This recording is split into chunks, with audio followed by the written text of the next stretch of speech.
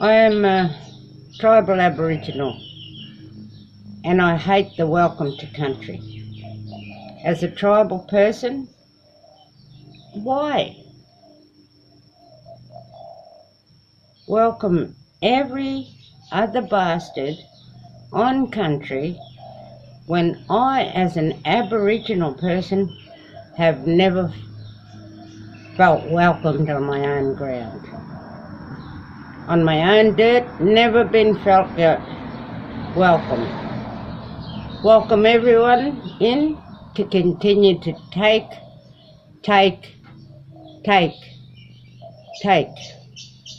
What do you reckon? Wow. Ben, what do you reckon?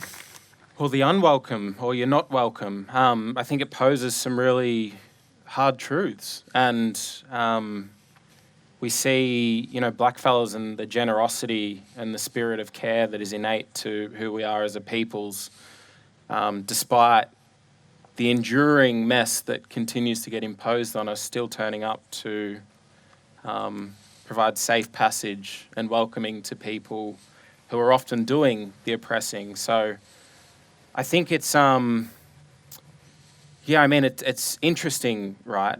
We see welcome to Canberra's at welcome to countries in Canberra for policymakers then to go and institute rations cards or to finance fossil fuel companies against the wishes of Indigenous peoples like Middle Arm. I've seen Uncle Richard Fijo here, and knowing that the government is pursuing gas expansion against the wishes of the Larrakia. They're passing deep sea dumping bills, which enables gas expansion against the wishes of the Tiwi traditional owners, fracking in the Beetaloo Basin. I mean, the list goes on. So, I think to Arnie's question, it's I love the way that she's reframed it, and I think it causes paucity in the thinking, and maybe it's time that we stop being so welcoming. Marcia, what do you think? We were welcomed here by Jawa Yunupingu this morning in his language. The Gumatj own their land here. It was granted under the Aboriginal Land Rights Act in the Northern Territory many years ago, and the land is owned in trust for the traditional owners by a traditional owner trust. So this land rights arrangement here is the best in the country, and was, developed at a time when such rights were conceivable. The opposition to our rights since has been rather ferocious, and we're seeing that in this debate. I think many Aboriginal people around the country who do not have their land rights and face the kind of racism that our interlocutor would face in North Queensland would feel quite differently. She would, I imagine, and I'd like to hear more, feel that she can't welcome people to her country unless she has formal rights in her own country. And I've seen the racism in North Queensland. I worked there for many years. It would be a terrible burden on a traditional owner to welcome people who hate Aboriginal people. That's the truth of it. In some parts of Australia, it's like that. And we see the surge in racism in the referendum debate. And going back to the question of treaties, the reason why we're discussing this is because it's been raised by the opposition leader as a scare tactic, saying that, the voice is a Trojan horse and the government's being secretive about the real intentions of negotiating a treaty. So as I indicated before, all of this is in the public domain. It's legislated in at least 2 states. There are the Indigenous land use agreements, and furthermore, the opposition spokesman has been speaking personally to corporate leaders and telling them that they're wrong to support the voice. And I know some of them have explained to him that they have formal Indigenous land use agreements, registered contractual arrangements. They're registered in the federal court, and that, you know, these are not only reflect the values of the company, but the compliance of companies with Australian laws and with international standards set by their shareholders. So the opposition spokesman thinks nothing of that and continues to hoodwink the public into believing that the corporations that are parties to Indigenous land use agreements under the Native Title Act have been hoodwinked into a woke position. So this is all, you know, language from the United States. It's a particular kind of campaign tactic. It should have no part in Australian politics, and the Australian people are entitled to know the truth about Indigenous policy. It's much more complicated and complex than the opposition spokesman would have you believe, and I've been really disturbed by the debates of the last while, especially during the last week. Nobody's being deceptive about treaties. They're well underway in Victoria and in Queensland. In WA?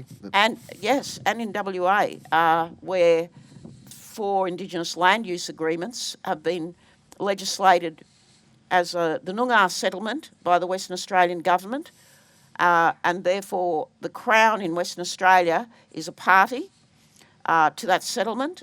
It's a comprehensive settlement, and on those grounds, according to Professor George Williams, it could be described as a modern treaty, because that's what modern treaties in Canada look like. So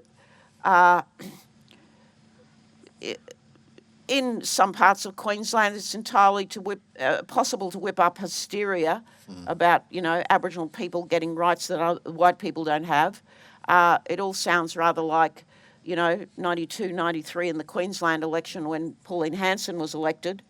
The debate has shifted to, you know, a kind of Pauline Hanson One Nation platform, and Australians who don't keep up with all the complexities of policy and legislation don't understand that despite that vast administrative regime sitting over the top of us and the legislative regime, people still don't have houses, children still don't have schools, that teachers, the young lady just told us that their schools are empty because the teachers are not turning up because there are no teachers. This is a desperate situation. Education is a very high priority for us, and yet we don't have the teaching force in our communities. And yes, it's the responsibility of the states. So this is another function of the voice that's tremendously important. So we imagined when we were designing the regional voices that they would have direct relationships with state and territory governments and therefore start to sort out these education problems. But the national voice would have the convening power of a national advisory body to bring the Commonwealth, the states together to resolve matters of national priority like education. There are hardly any secondary schools in remote Australia. There are so few, and this is why private schools are stepping in and providing scholarships to children in remote areas, because there are hardly any secondary schools. They're not getting a secondary education. Malarndirri, I want to bring you in. How do you feel when you hear Narelle saying that she doesn't feel welcomed on her own dirt? And we might need to just keep it a little brief for her. Sure. Hurtling towards the end of the show. Okay. Well, firstly, thanks, Aunty Narelle. I think that's important to hear your views.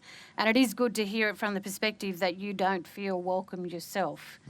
But can I just say to the audience here, Dan, and to those watching, that one of the things I get when I travel across the country is a lot of people say to me, we didn't know this. We didn't know this about First Nations people when I was at school.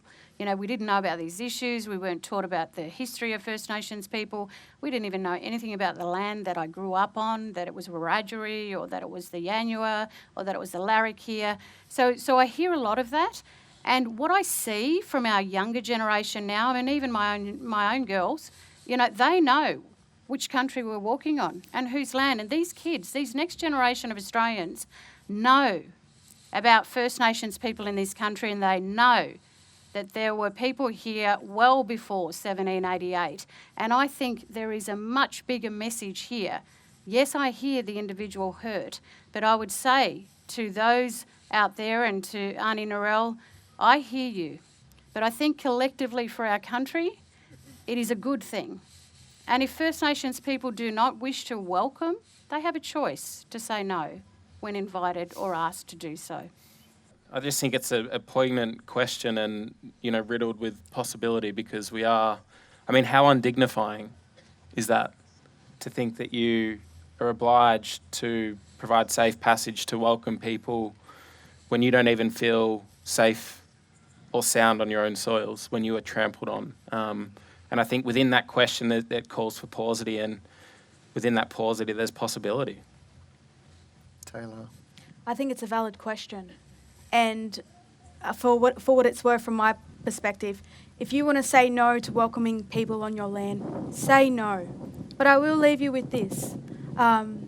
Yet another quote, Dan. You've got some great quotes. And it's an Indigenous man who was a professor in political science, and he said this: "We will never have a powerful lobby or be a smashing political force, but we will have intangible unity, which has carried us through centuries of persecution, and we will survive. We will survive because we are a people unified by our humanity, not a pressure group unified for conquest.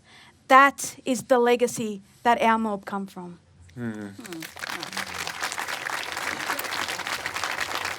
Merrki, I want to come to you to round out this conversation about, perhaps start with your response to what you heard from Narelle about the pain that she's feeling.